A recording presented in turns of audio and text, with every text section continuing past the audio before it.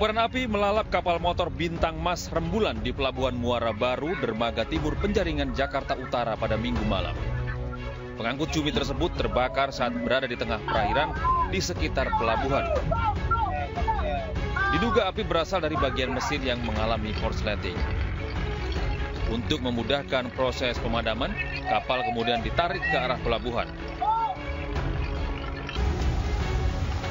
Tidak ada korban jiwa dalam peristiwa kebakaran ini. Api berhasil dipadamkan 1 jam kemudian setelah petugas damkar mengerahkan 3 unit mobil dan belasan personil ke lokasi.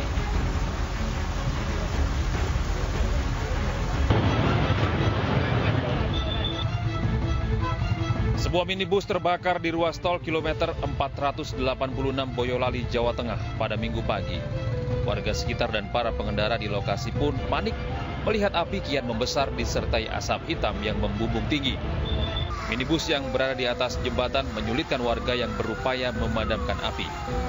1 unit mobil pemadam kebakaran pun diterjunkan ke lokasi untuk menjinakkan api. Peristiwa bermula saat minibus yang melintas dari arah Solo menuju Semarang tiba-tiba mengeluarkan asap dari bagian mesin. Pengemudi dan 3 penumpangnya langsung keluar menyelamatkan diri. Begitu api mulai muncul.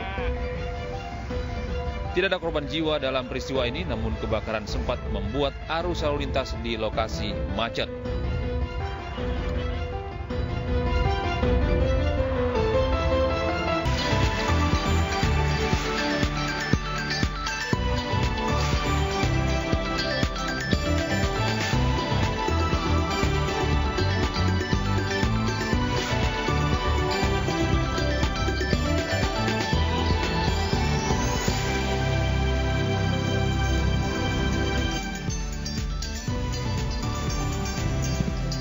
Halo, selamat pagi pemirsa. Apa kabarnya Anda hari ini? Ketemu lagi di Ayus Today bersama saya Pram Senjaya dan rekan saya ada Dian Mirza. Apa kabarnya Pram? Sudah lama sekali kita nggak duet bareng nih. Sejak sudah sekian lama, hampir sebulan ya ketemu ya. Iya, ketemu di Ayus Today ini jelang puasa, harga-harga sudah mulai naik. Betul, apalagi aku yang mama nih udah mulai ngincer-ngincer nih mau stok apa di rumah perlu, kira-kira. Emak juga, bapak-bapak juga mikir cari duitnya gimana nih, serba-serba naik nih, serba-serba langka nih. Kemarin ketemu belanja sama pasangan, ngeliat beras, berasnya kosong. Iya. Mau makan apa? Jagung.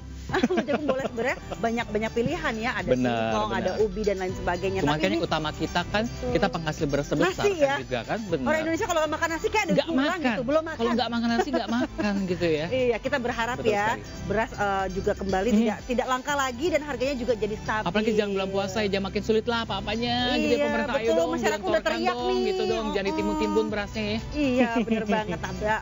Pram, ini senang sekali kita kembali hadir di sini selama kurang lebih 1,5 jam ke depan, memberikan berbagai informasi penting, menarik dan juga inspiratif untuk Anda. Dan kita juga akan menghadirkan ya sejumlah narasumber yang akan membahas isu yang terkini. Tentunya hanya di iNews Today.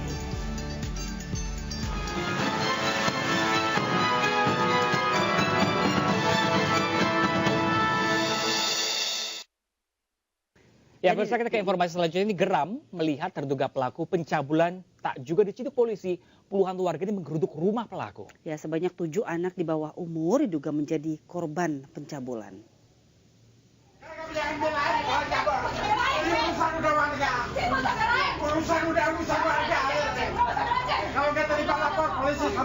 Puluhan warga mendatangi rumah terduga pelaku pencabulan pada Minggu siang.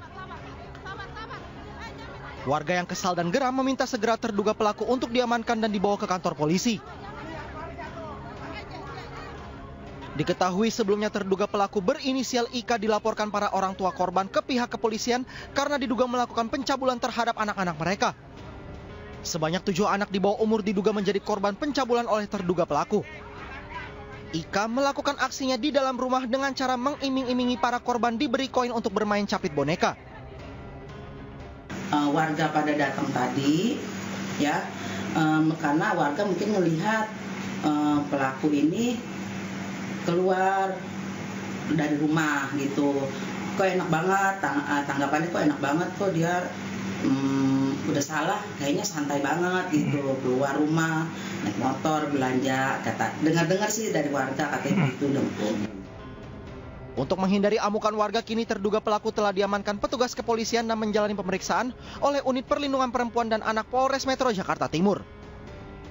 Dari Jakarta, Rio Manik, iNews melaporkan.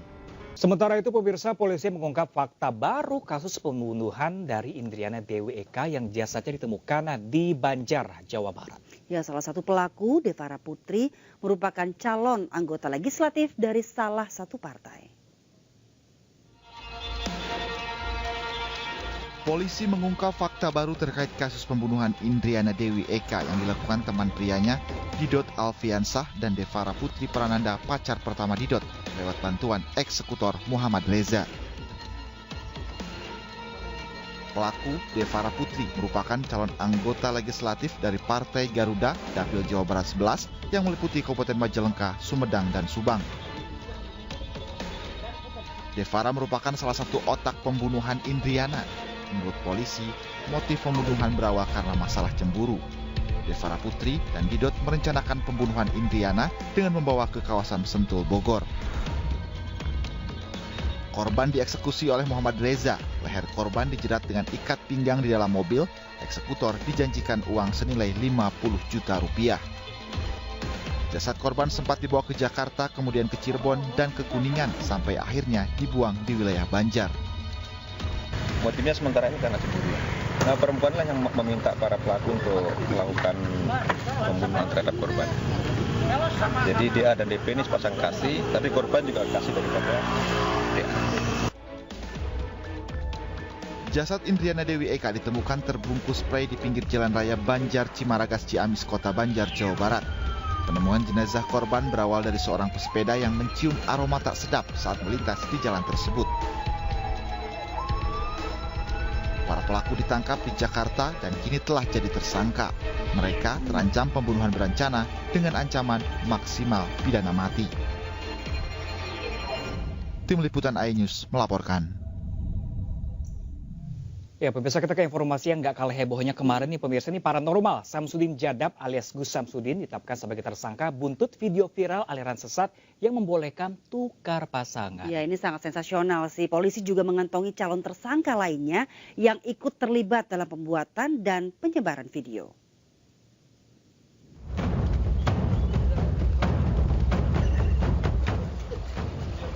Polisi menetapkan paranormal Samsudin Jadab alias Gus Samsudin sebagai tersangka buntut video viral aliran sesat yang memperbolehkan tukar pasangan suami istri. Polisi kini masih memeriksa intensif Samsudin dan mendalami peran pihak-pihak lainnya. Polisi tak menutup kemungkinan jika jumlah tersangka bisa bertambah.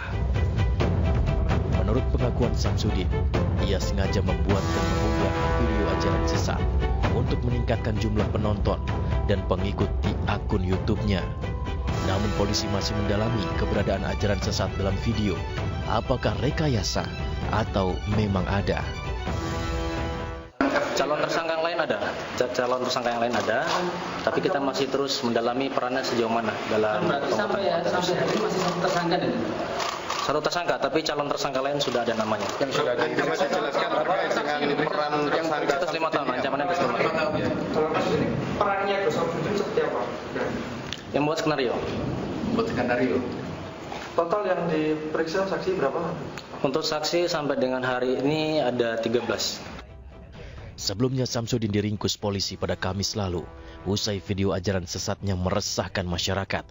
Dalam video ini Samsudin memperbolehkan jemaahnya bertukar pasangan suami istri, asalkan dilakukan secara suka sama suka.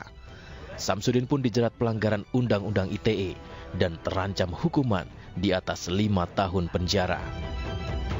Dari Surabaya, Jawa Timur, Rahmat Ilyasan, iNews melaporkan. Aduh, Pram, ini gimana kalau tujuannya cuma viral doang? Emang sih kalau mau instan doang. Tapi ya pikirin dong masyarakat akan menilainya seperti apa. Tidak semua orang berpandangan dan punya tingkat kecerdasan yang tinggi yang bisa menilai bahwa oh ini cuma konten doang. Kita harus bersyukur juga sama Gus Samsudin kalau dia nggak dipidana, ini pelajaran juga untuk konten kreator yang lainnya agar lebih bijak lagi, lebih pandai lagi mengamas sebuah konten yang disebarkan tapi harus positif, jangan yang menyesatkan kayak tadi. Betul, hanya karena mau viral buat yang asal gitu ya. Benar sekali.